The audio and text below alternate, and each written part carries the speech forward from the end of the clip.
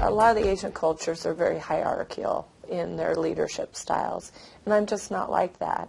I learned early in my career to lead by influence and building effective teams.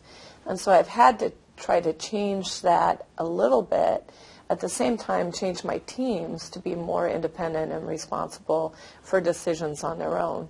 So I've changed my leadership styles, and I've also tried to pull my teams a little bit into cultures that multinational companies tend to work under.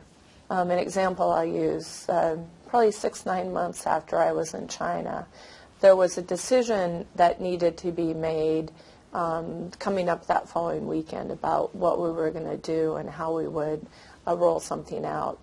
And so the team leader came to me for that decision. And I almost told him what and how to do it.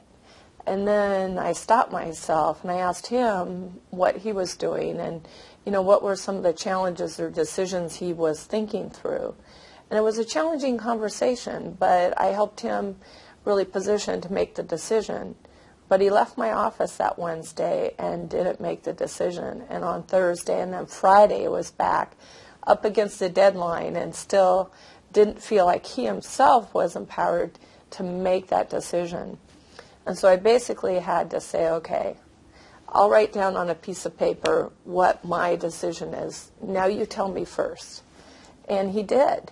And so I crumpled up the piece of paper and I threw it away, and he was tell me what was the decision? And I said, I wrote, I'm going to do what you recommend. And so whatever your decision is, I'll support it, and let's just go get it done. And so that's where my natural team building skills, helping him make the decision, paid off. But what he really wanted me to do a couple of days earlier was just tell him what the right answer is. And so I think I've had to both stay firm to my natural style, but also adjust depending on the situation.